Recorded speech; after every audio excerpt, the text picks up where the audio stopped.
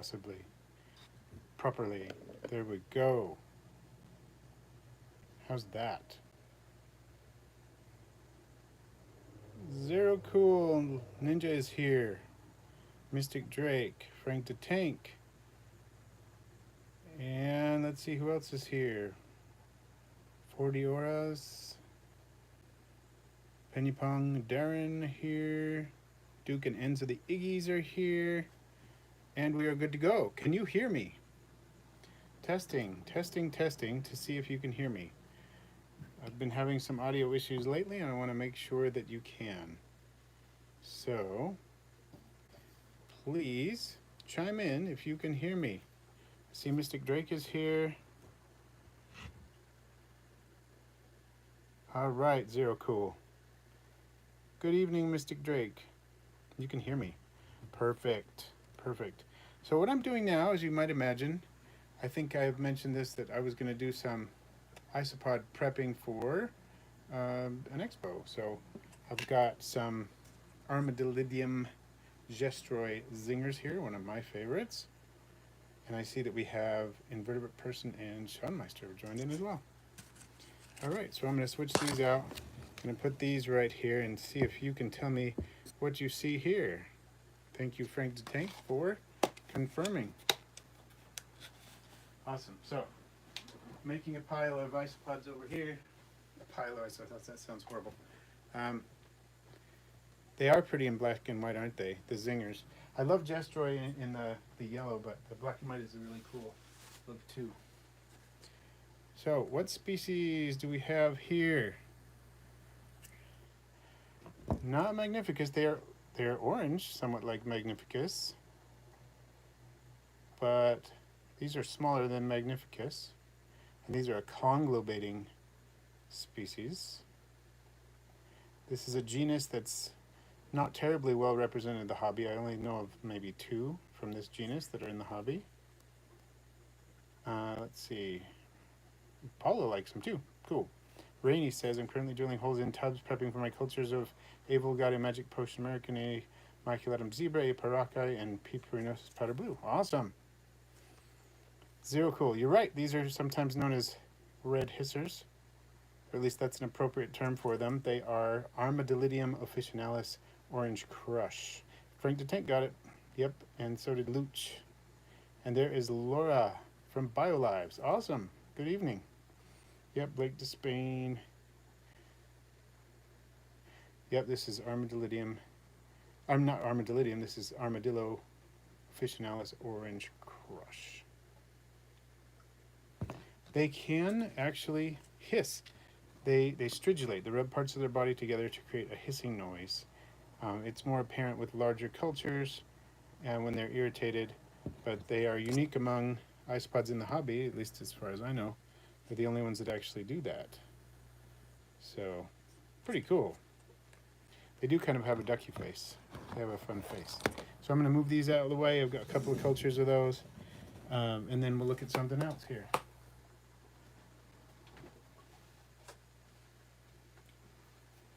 I'm going to scoot this over here. See what is next. There's a couple. I'm not sure how to actually get them to make that sound without irritating them quite a bit.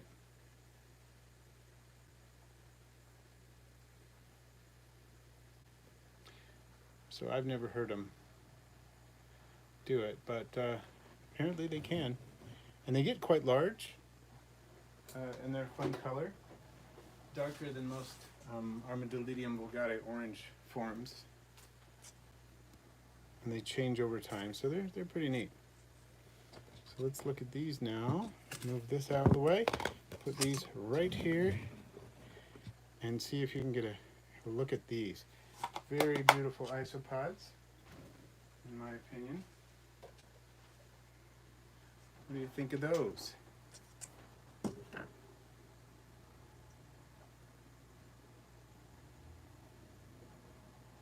Irritation is the base of art.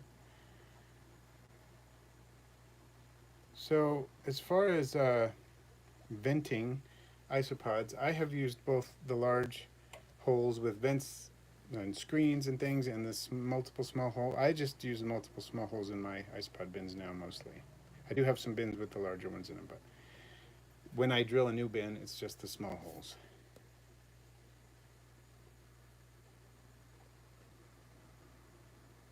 Vanilla colored, Gustavo. I like it.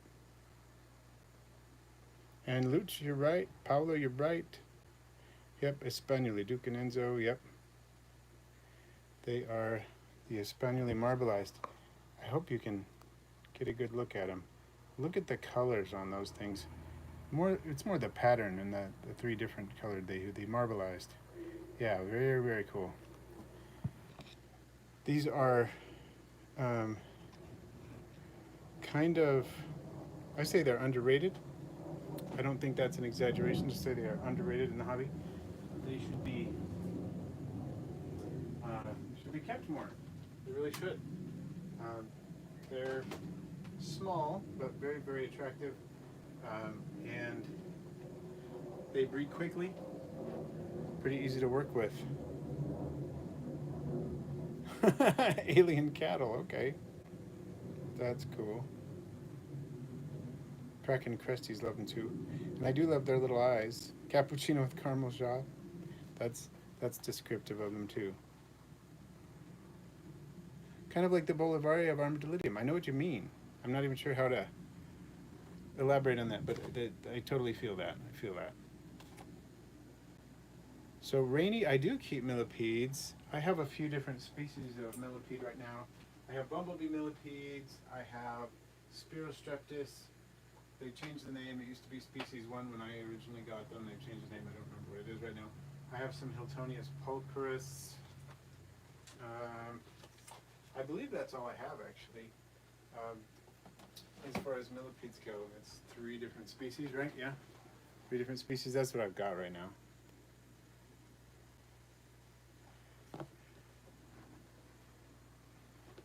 Hard to hear? Am I hard to hear?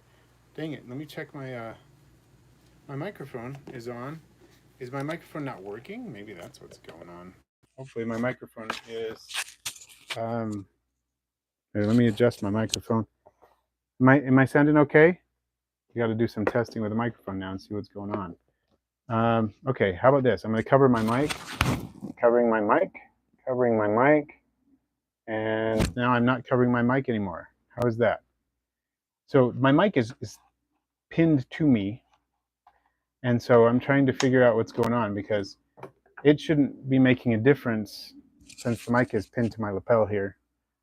So now I'm covering the mic again. Mic is covered, and now the mic is uncovered. Do you notice the difference between covered and uncovered? That's what we need to figure out. Okay, I'm moving some isopods. I see that Merva is here. Cool. Noah is here. So Noah, I feel like any kind of powder isopod, they're pretty forgiving when it comes to moisture requirements, including when they're molting. If they can handle it pretty moist. If it's really too dry, they might have a problem with molting. There are some isopods, some Armadillidium species, notably among those, that can have real molting problems when it is too humid and not ventilated well enough. But I feel like that's not that true when it comes to not true when it comes to Porcellionides pruinosus. But if they are too dry, then you get issues. Kind of feel like that. And I wouldn't say that 50% humidity is too humid at all for them.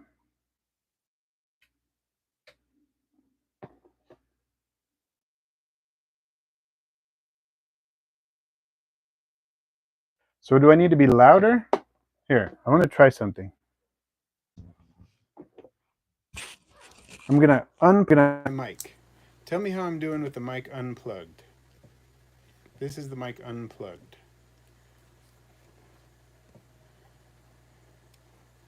So these are Armadillidium Espanoli marbleized. So how do I sound now? This is quieter without the mic? Okay, the mic's going back in. Mic's going back in. How's that? Better? Okay, mic's back in. How am I sounding? Okay, gonna move the Armadillidium espanoli mobilized. Okay, so sounds like the consensus is it is better with the mic. So we're gonna go with the mic. Here we are. Sorry about this. I need to get a better mic system, I guess. I've been playing with some different things and I'm having some issues. So I'm not sure why the mic is so crummy today. Sorry about that.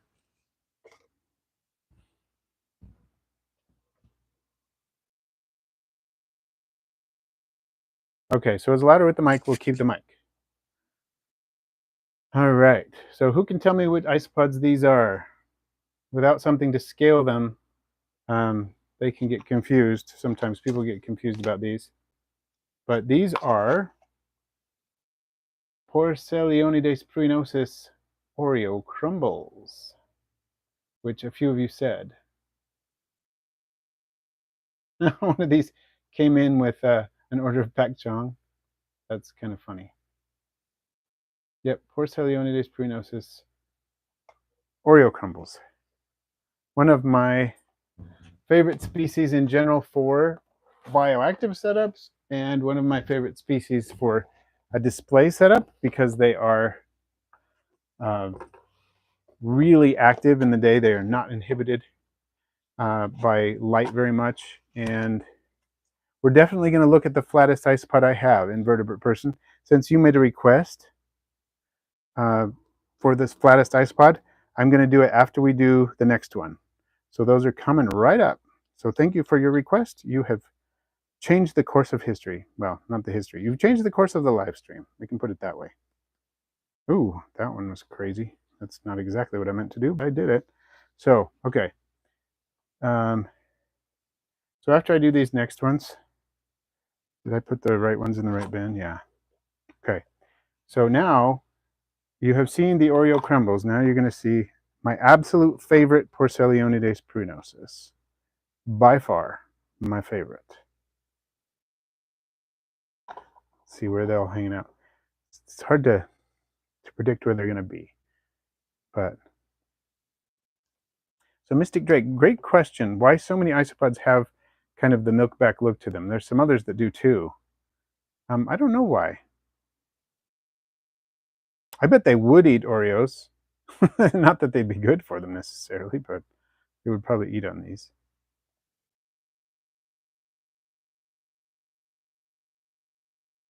Luch, I do not have ember bees, but these are closely allied with Paula with the red koi. They were isolated separately from red koi, and I believe they have some different genes. They're different traits. Sorry, different traits is what I meant to say. Pumpkin spice isopods, love that. Doritos crumbles. Marcy, they vary very widely in how often and how long they can play dead for. The blue death fanny beetles. I don't think I've ever had one do it longer than an hour, but that doesn't mean it couldn't happen. They can play dead for a good long time. I'm not sure what the record is, but I have seen it for about an hour, I think. It's usually not nearly that long, but I think I've seen it for about an hour. Okay. They're super active. This species is active, this species is fast, and these are a little bit stressed out just because I just put them in this bin just now, and they usually kind of react to that being put in that bin like that.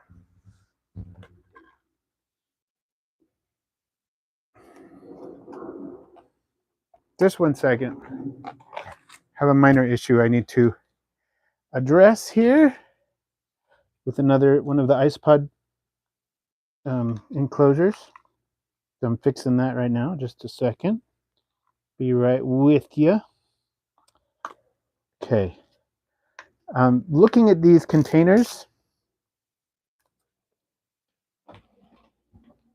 with the looking at these containers, I just want to point out I love the I love the plaster. Love the plaster. Super useful. Super helpful. It lasts a long time. Isopods can live for a really long time in a situation like this as long as they are not dried out. So that's awesome. But the one failing of it is that it does not attach to the bottom of the enclosure very well.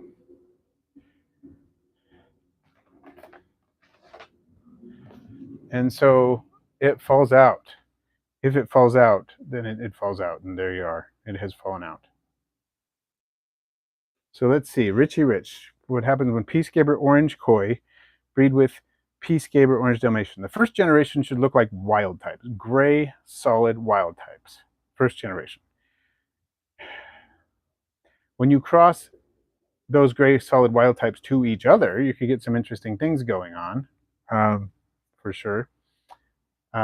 That first generation or the second generation, you'll get some solid gray wild types. You should get some Dalmatians that are gray. You should get some koi that are gray. You should get some that are koi that are orange, and some Dalmatians that are orange, and you should get some that have a mix of both koi and orange traits, and I'm not sure what that would look like. So Rainy, these plaster inserts, I got the DAP brand plaster and just mixed according to package directions, dumped a thin layer into a bunch of deli cups at once, and then within about 5 or 10 minutes, it's pretty solid.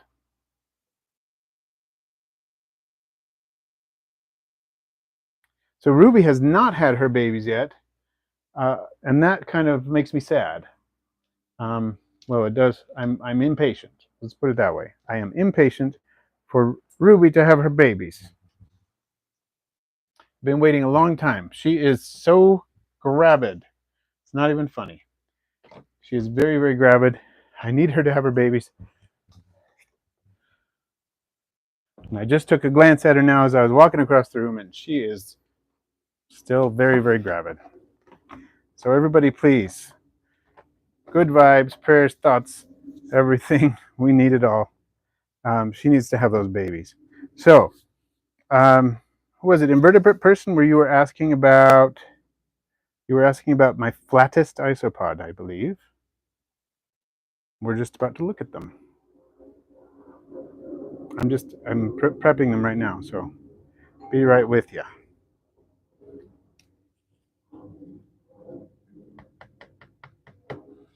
These can be a little harder they're a little challenging to detach from surfaces because they're so flat, which is an adaptation that allows them to connect to the surfaces pretty well. It allows them to stay there when a predator wants to get them, you know what I mean? They can detach themselves. Or they don't detach them very easily is what I'm trying to say. Here they are. One of my favorite isopods ever, I would say. And these are the flattest ones I have. The flattest ones I've ever had. So Frank, do you think your guess is May 5th, huh? Okay. See, part of the deal with trying to figure out when Ruby was going to have babies is that she was originally going to be paired with one of Don's males, and I think I've talked about this in a video already, but his male seemed okay, molted or shed its skin, you know, and then died a few days afterwards when we were going to pair them. And so not sure what happened. Just it happens sometimes. And he passed away, and so I wasn't able to. I was trying to pair him. He was in with Ruby for about 2 weeks. Most of that time he was in blue and then shedding. So he passed away, and then I put my males in to see if I could get her gravid, and they did indeed impregnate her, and so she is gravid. But it's hard to guess exactly when that happened. Sometime around the middle of February, I think. So yes, Greek shield isopods, Porcellio werneri. These are fantastic isopods. They are. If you want to look, and you can see how the babies gradually changing color. They kind of have that milkback look to them almost. And then as they get bigger, they lose it. They become flatter and bigger. Spatulatus may be whiter and flatter. I don't know, but I don't have Spatulatus to compare them to. I've never actually seen Spatulatus in my life. So these could be flat Stanley, but what would I do with my spider flat Stanley then? My flavored margaritas. Yeah, I'm like I mentioned before, I am downsizing a bit as far as varieties that I can't ship, and so I don't have Favo marginatus anymore. I love them; they're amazing, but I had to make some decisions with time management and health concerns and things like that. So, New Burger, you may well have seen a mite. Not a big problem in my cultures. I occasionally see a few mites, but I don't have an infestation. There are springtails in here. There are sometimes a few mites, but I don't have problems with grain mites. I do have some soil mites in here. I've seen orobatid mites. It's been a while since I've seen orobatid mites, but I don't really see grain mites, and I never have infestation issues anymore. I used to years and years ago, but figured it out. I don't have issues with the mites anymore.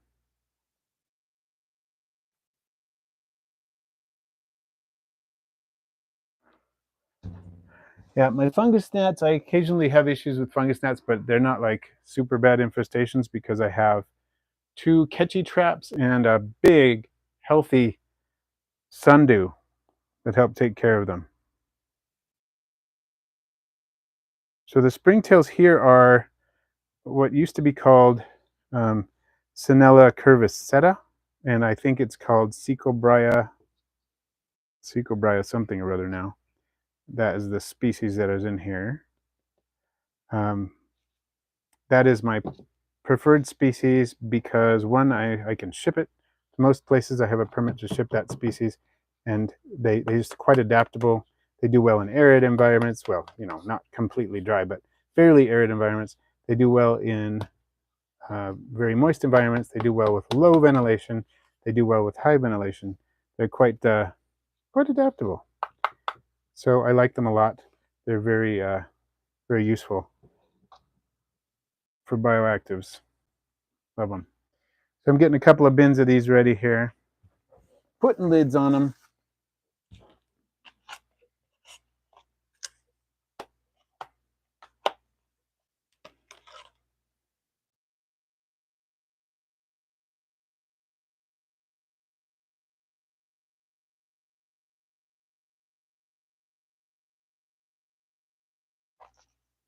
I have seen the white skull spiky in photos, not in real life, but they're pretty cool looking. Those spikes are pretty insane, aren't they?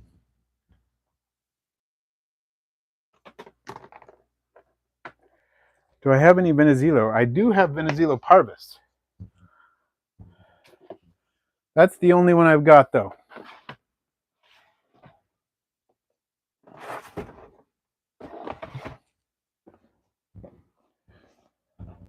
They're fun little isopods. Oh, sorry, everybody's moving. See, this is a perfect illustration of how the younger ones look. There's a morph called silverback, which looks like the younger ones. As it matures, it keeps that sort of pattern almost. Very similar to that.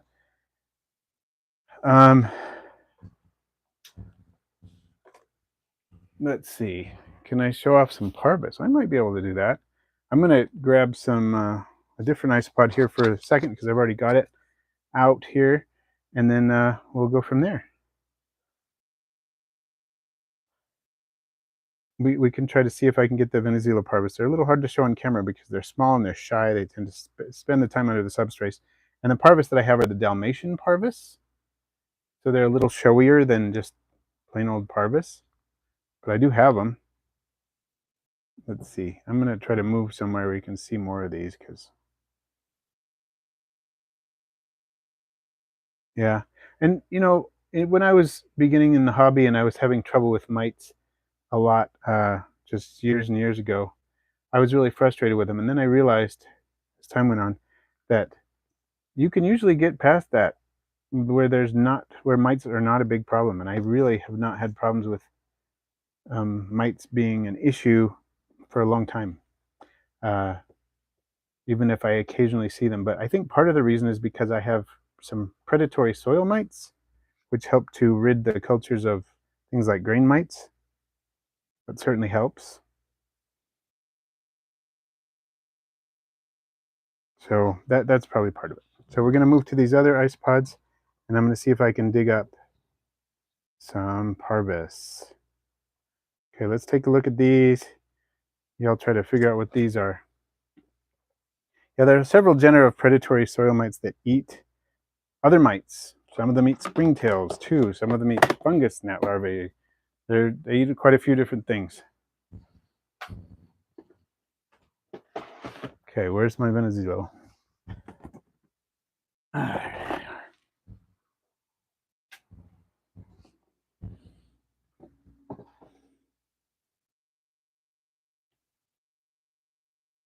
Yeah, these are granulatum. Granulatum is kind of like, some people call it the poor man's gestroy, because they're similar to gestroy, but very much more matte, M-A-T-T-E, not as glossy. Their pattern is not quite as vibrant as the gestroy. They're very similar in some respects.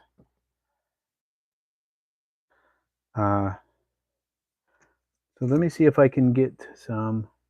I have a lot of the Venezuela parvus Dalmatian in here.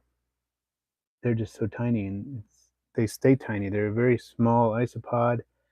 I wish that Venezuela parvus were not such a plant eater, because if they weren't, they would make an excellent bioactive cleanup crew in planted vivaria, I think.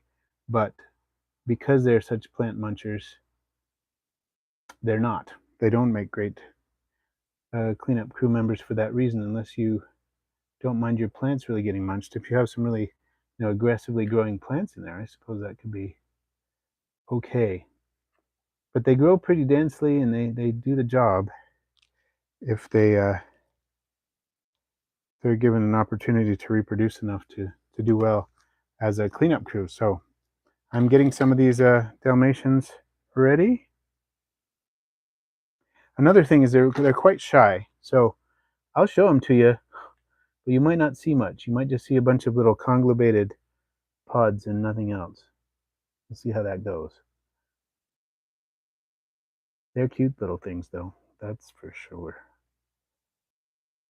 They're very cute. And the density in this cultures is enough that it's easy for me to just, scoot a little dirt out of the way and just pick some up. Pretty dense on the moist side. They're not quite as dense on the drier side of the enclosure. I think they don't really like the dry side as much, but providing one doesn't really hurt as long as I make sure that their moist side is big enough. I may just need to keep the enclosure more moist, and so I'm capitalizing on space, not wasting space. That is something to think about. Okay. So Ruby is still gravid. We were talking about that a little while ago, and she is so gravid. So see how this goes. Still waiting. Okay, these are Venezuela parvus Dalmatian.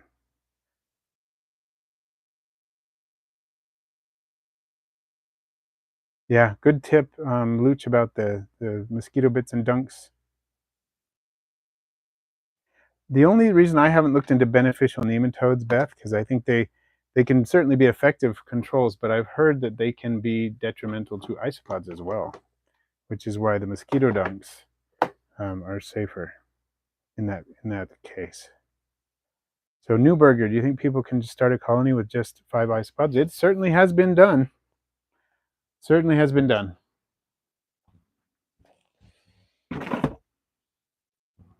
Takes longer. It's not my favorite way to do it, but it can be done. No question about it. It's just not ideal. It takes too long. for an ideal establishment, and you can have issues with sex ratios being bad. What if you have just all 5 males? You know, that's much less likely if you have 12 or 16 or 60 or whatever.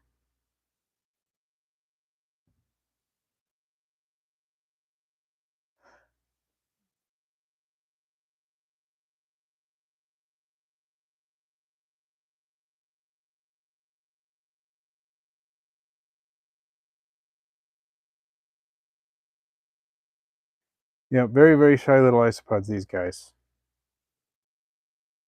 But some of them are moving, which actually surprises me that they're moving as much as they are. Kind of funny. I wouldn't have expected that.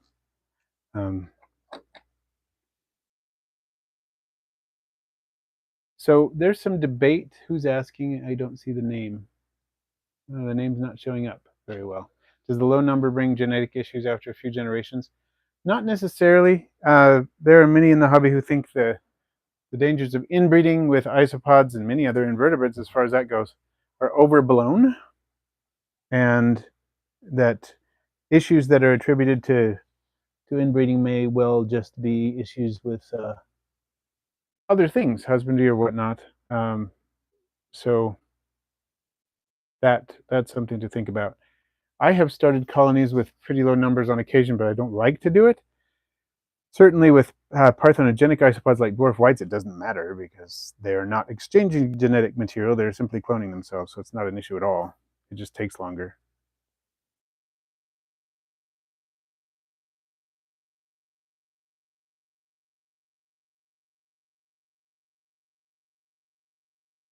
Adding some frass from an old culture to a new culture is always a good idea for several reasons. Microbial population. That's why I usually change 1/3, usually it's around 1/2, but sometimes it's more or less, of a culture at a time, and try not to change the entire substrate most of the time so that I can move some of that frass and other substrate over. So that's a good thing. Hey, Ramingo, nice to see you here. Shiro Utsuri. I don't currently have Shiro Utsuri, but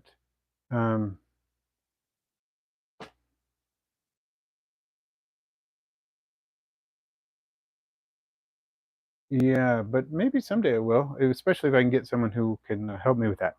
So yeah, one dwarf white getting into a culture can cause a problem. I had one dwarf white get into a millipede enclosure once, and I had to just take everything out.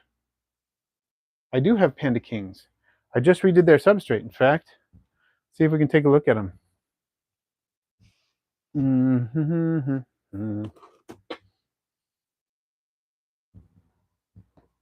I did just the other day.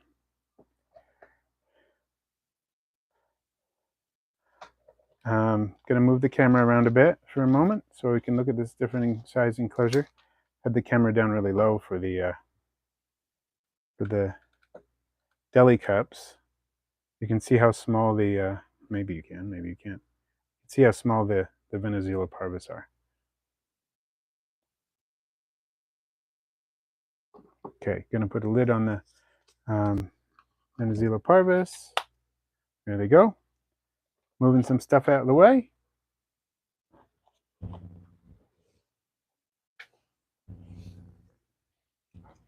I'm going to put a lid on the Porcellio werneri, and then we'll take a look at these panda kings if we can. I'm going to try. I don't know if we'll see any because I just moved a small colony into a larger bin. But, oh, I see some right now even. What can we see? See a couple hanging out there. If I can get focused here. See if we can find some. Not really any right there. Not under that bark either. Maybe under this piece of bark. Oh, there's a couple. There's a few. I've seen photos and video, I think maybe video, at least photos of the red panda kings. I'm not a huge fan of dwarf whites, to be honest, because they can get into other cultures. It's difficult to differentiate between dwarf whites and monk. It can be. I've had people contact me and say, oh, my culture's been inundated with dwarf whites. What do I do? And then they say, never mind. They're just juveniles of whatever species they are. So that can happen. Certainly a possibility.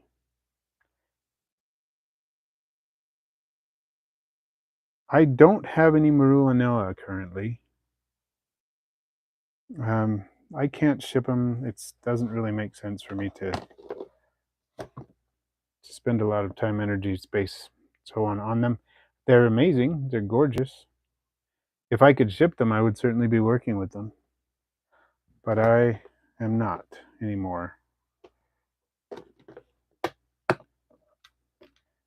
Okay. I'm going to put the Panda Kings up. I'm going to get another species out.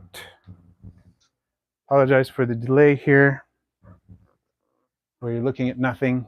I always hate to do that to people. Try not to make it last long, though.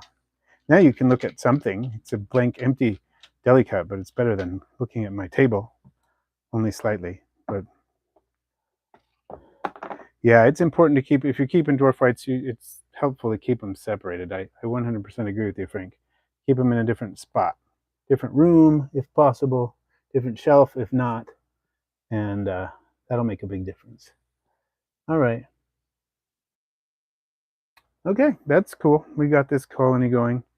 As far as remembering the names, the isopods, I don't know.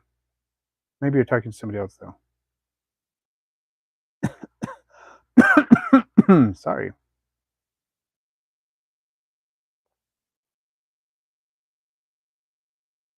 Why are there so few isopod species native to the U.S. in the hobby? It's because there aren't many U.S. native species. That's basically, that's it in a nutshell.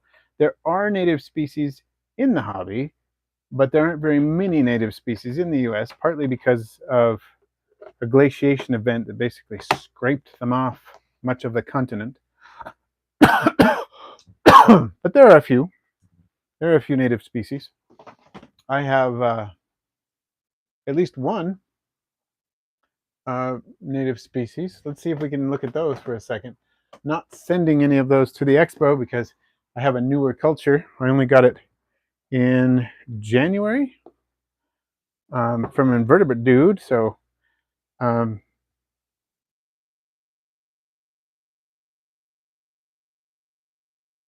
yeah, we changed from the Venezuela to these are Cylisticus convexus Ukraine pied, who you could see in marsupium on that female when she turned over. These are a conglobating isopod. They conglobate in a funny shape, kind of a teardrop shape, not really a sphere like an Armadillidium or an armadillo. And so they have a fun shape sometimes called the teardrop isopod, although that name's fallen out of favor. But Cylisticus convexus, this species occurs in the U.S., not a native, but occurs in the U.S. But this particular morph originates from stock from the Ukraine and is one of my favorites. So a pine, from my understanding, there are no isopods that are currently cleared to ship out across state lines without a permit, even to ship any isopod at all, as far as I'm aware. I don't think that's true about like marine isopods, as far as I know, like the ones on live rock, because people are allowed to ship live rock across state lines and they inevitably have isopods in them. But as far as terrestrial isopods, I don't think there's any kind that you can ship across state lines, native or not, without a permit legally.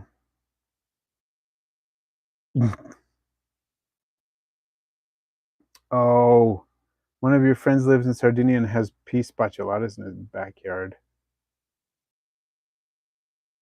So Duke and Enzo, you can receive and keep them without permits. Yeah, the regulation of permits it's only concerned with going across state lines. So owning them and keeping them and everything, that's different. So if you buy them from someone who has the permits to ship them to you, you don't need a permit. You just can't then ship them across state lines yourself. So yeah, that makes sense.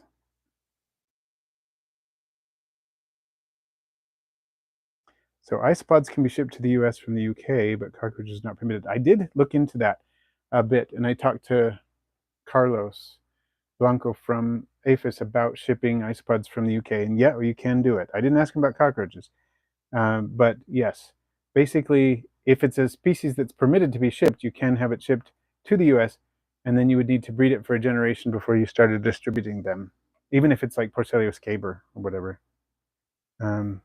Okay, so what am I looking at now? Oh yes, I wanted to try to show you these, but I'm not going to take them out of the bin. These are a native isopod species, native to Big Pine Key in Florida, this particular locality. It keys out as Porcellionides virgatus right now. Probably isn't that, but currently that's how they're identified, and so I am cleared to ship them. They haven't bred enough for me to do so. But let's see if we can see some. They look really cool. I have on my Instagram from a couple weeks ago, maybe, an individual that looks almost like an Armadillidium klugii in its pattern. It has like a red skirt and white markings.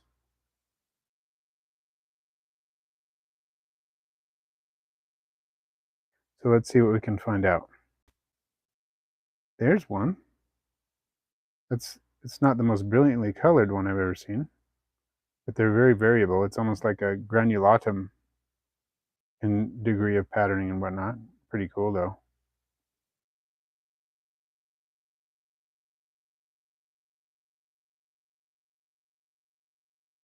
The fluffy Corfu, yeah, I've heard about that one. Maybe it was from you, Duke and Enzo. I have not seen them. Let's see. I'm trying to see if there are more of them. They tend to stay under the substrate quite a bit. There's one.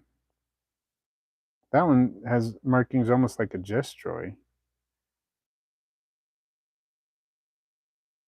They're pretty cool. I wish I could see the one that I was talking about, but they do hang out under substrate quite a bit. Oh, there's one. What does that one look like? That one looks quite a bit different. I'm going to scare it. I don't want to scare it.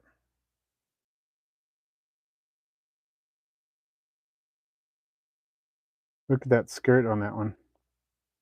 I would say maybe that's more orange than red, but it's pretty.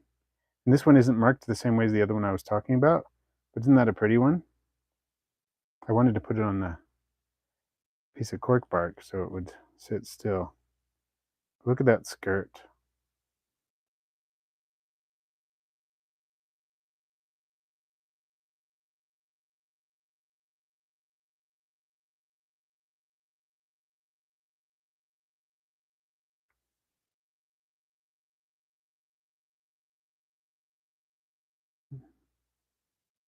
Yeah, they definitely hide a lot, this species.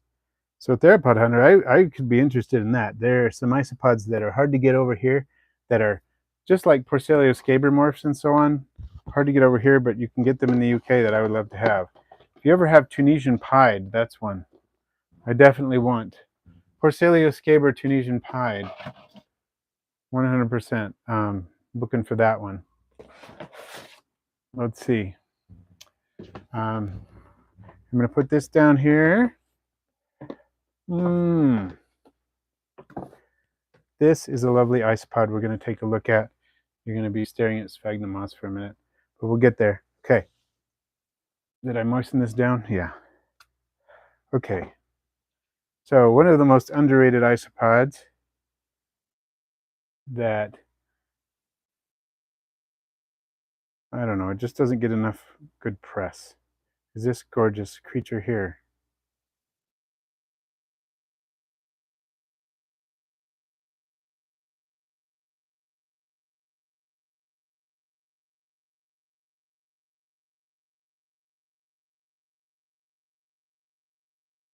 Yep, this is Ocellus, Oniscus Ocellus BC maybe. You can see a baby one there near the center of the screen. I'm trying to decide if I have enough in this culture to bring some to the expo. I'm feeling like I have, not really. I was thinking of bringing some to the expo, but I'm going to let these reproduce a little bit more. They're obviously reproducing. They're doing okay. I set them up in a newer bin recently, but I have another piece of bark that has another group of them under it, but there's not really enough to sell. I need more than that.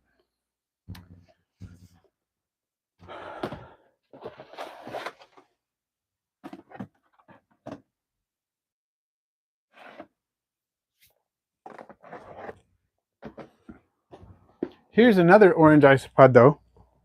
One of my favorite orange isopods forever in the world. And these I definitely have enough to sell some of. I recently shipped some out of these, and I have loads of them. So I can definitely release some of these. One of the coolest orange isopods, maybe my favorite conglobating orange isopod that there is. Honestly, if someone said, if you could have any orange isopod that you don't have right now, and you don't have to worry about permits, and you don't have to worry about any of that, what would you get? I'd probably get Porcellio hoffmannseggi, the orange type, because I love hoffmannseggi, but the orange type is just mind-blowingly beautiful. And they're so long, and they have such amazing sexual dimorphism. The males are just, they have the amazing uropod extensions, and they're just fantastic. So that's probably what I would pick if I could. But as far as conglobating isopods, I love these because, I mean, look at those spots. They have yellow and white polka dots. What is cooler than a glossy orange isopod with yellow and white polka dots? Seriously. Oh, sorry, bumped the camera. Being clumsy. That's me. Being clumsy today.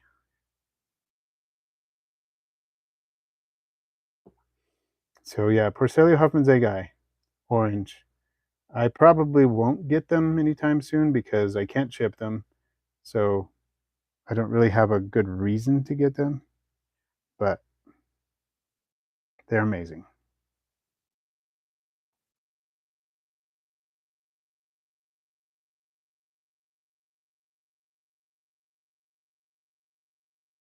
Sorry, I'm bumping everything. I like the white hops too.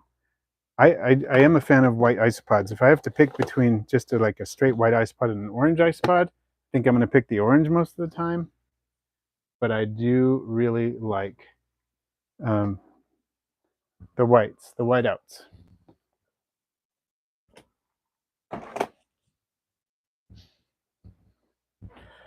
Okay, I'm going to zoom in a little bit on these so you can get a good look on those.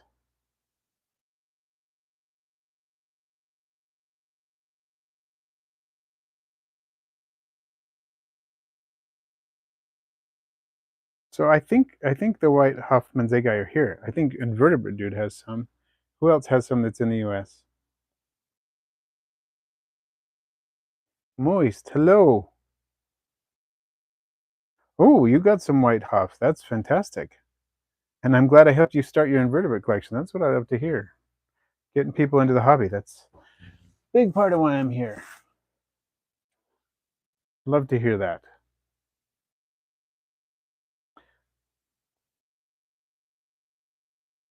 All right. Let's see what else we have here that I need to catch. Speaking of white isopods, though, for those of you who may have missed it, I had an issue with my whiteout, Porcellionides pruinosus whiteout colony, in that it had been inundated with some wild types. And so what I had to do was collect just some really young whiteouts to try to get the colony going again without having any wild types in it, because the wild type gene is dominant, and that would muddy the waters. But guess what? Totally worked. Not a single wild type in here. Every single little whiteout that I was able to capture at very small size was had not been intermingled with the wild types, and so my colony is okay now. It's small, but it's growing, doing okay. So I'm going to be all right. I'm not going to have issues reestablishing a bigger colony. It doesn't take long with these; they're very fast. So they did well. So board and experimental have white Vietnams, meaning the one that, what's it called now? Can't remember what it's called. It used to be called Maroon LS species Vietnam. Is that the one? And then we know it's no longer Marullinella, but is that the one you're talking about? Yeah, without a permit, well, that species is not permitted, so you can't ship it across state lines unless you're shipping it to someone with a containment facility. And then you can keep a lot of different isopods, but they technically need to have a containment facility to do so. Cinodillo, that's it. Thank you, Ducanenzo. I'd forgotten. And Borden experiments. Yeah, Cinodillo. That's the one. Oh, sorry. Lost what I was doing there for just a second. Oh, well, we should put some, should bring some papayas to the expo, right? Cubaris marina papaya. That's one of the Cubaris. We're kind of lucky right now with Cubaris. If it's still known as Cubaris, it's covered under the permit. It's like a blanket permit for Cubaris marina, even if it's not that same genus, or not that same species. As long as it's currently considered to be Cubaris, it's shippable. At least that is my understanding. I know that Cubaris rubber ducky and Cubaris panda king fall under that umbrella currently, even though taxonomically everybody's aware that that's not what they are. They're currently considered that for the purposes of permitting.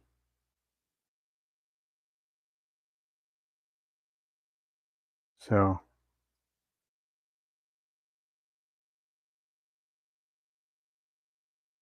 Laura, with your Cubaris marina, do you find they nibble on plants? And if so, which plants do you find they nibble on, and which plants do you seem to see them leaving alone? My understanding is they will nibble on soft plants and that they will leave some of the tougher plants alone. But I would be interested to hear what your experience has been in that vein.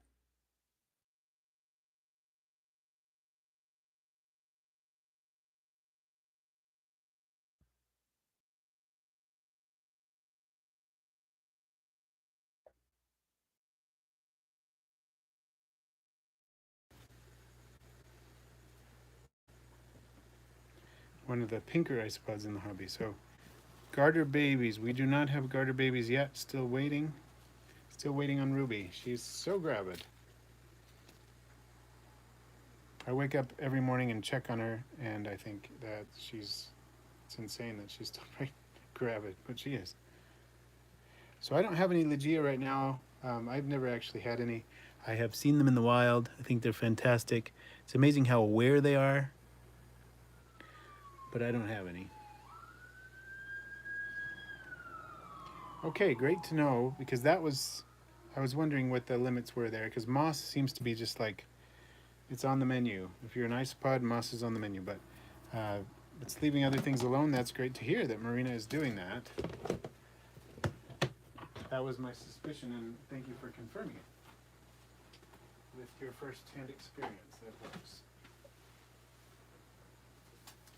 I need to make a label for those papayas so I don't forget what we're looking at. Oh, sorry, you're looking at blank stuff there. So I'm going to print a label, Cubaris Marina Papaya. There we go.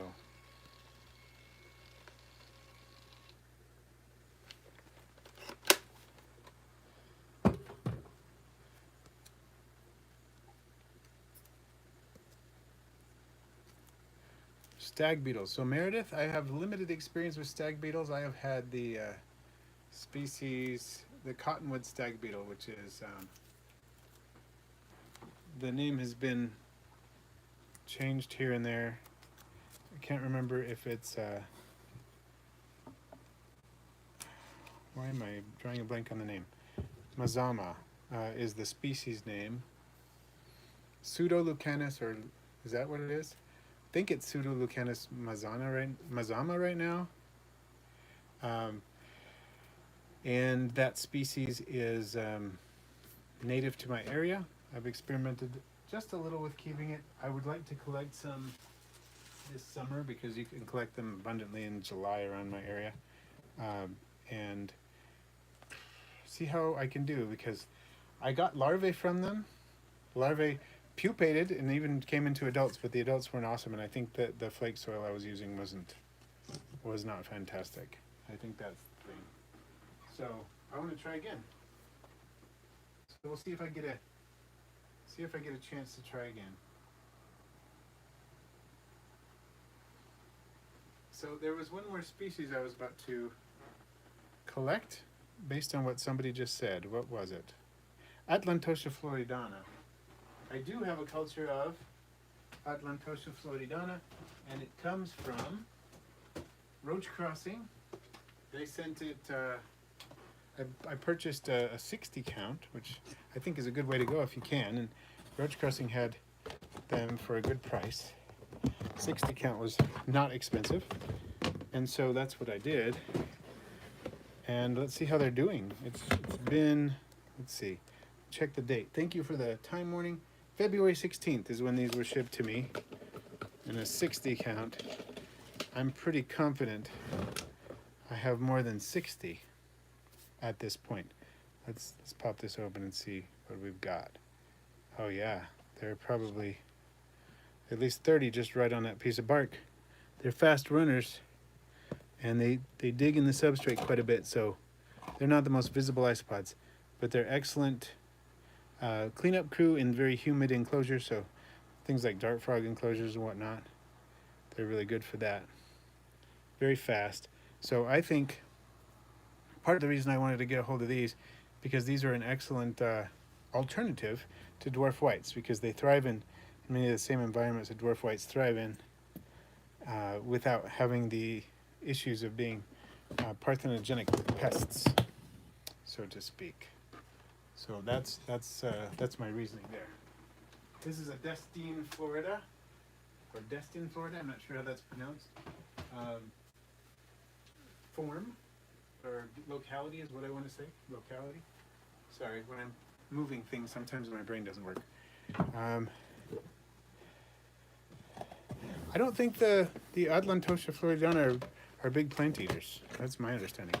I wanted to check on these Lucies. This is Porcellio scaber morph, the leucistic or leucistic form of Porcellio scaber, also from roach crossing. These are pretty cool, just checking on them a little bit. Notice they have the dark eyes. Most isopods of this light do not have dark eyes, but these do. They're very, very light isopods with very dark eyes. Love that. And there's another one. Look at those little dark eyes. Fascinating little things. I'm getting them. They're definitely breeding in here. I don't have large numbers yet, but I do have a viable colony in there. They're doing their thing. So these are Porcellio scaber luci, a leucistic or leucistic form of Porcellio scaber. Light bodies with dark eyes. I only have about a minute and a half or so of the stream. Trying to see if I can, oh, look at, there's some baby ones right there. Ah, you didn't get a good look at the babies till they just ran off. Oh, there's a couple of babies right there. So definitely breeding. Won't be too long because Porcellio scaber are good at that. They're good at breeding. We'll get them going. They're just in a small bin right now because I only got them in February. Just kind of getting them established. Pretty excited though. Gonna look at one more and I think we're done after that. So everybody, thanks for joining in. This is a true leavis form, an alternative to dairy cows. Ooh, there's a bunch of them right there. These are the Porcellio leavis how now, which was isolated from the caramel line, which Kyle of Roach Crossing isolated in the first place, the caramel line, which is apparently a multi-gene trait. It's not just a single gene recessive trait. And these seem to be picking up for me. They're breeding. Here's some more right there. It's a small colony still because I started it recently, but I'm excited about it. And they're something like a dairy cow. They're not a dairy cow. They have unique traits, and they can be crossed with the leavis orange that's in the hobby because they're the same species, and have been, and that produces something called a Colby Jack, or has produced a morph known as Colby Jack, which I'm interested in because you can see they have sort of a milkbacky, dairy cowy sort of look to them, and when you cross them with an orange, you get sort of an orange, yellowy sort of look to that. That dark part is replaced with that. So I'm looking at that. So these are true leavis. These are not dairy cows. They don't cross with dairy cows. All right. So on my side of the live stream, it looks like we've gone just over an hour. So I'm going to close down now. Thank you for joining, everybody. If you happen to be Salt Lake City area,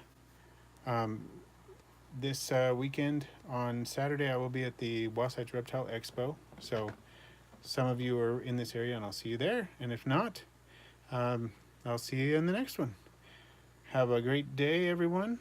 Stay safe, stay healthy.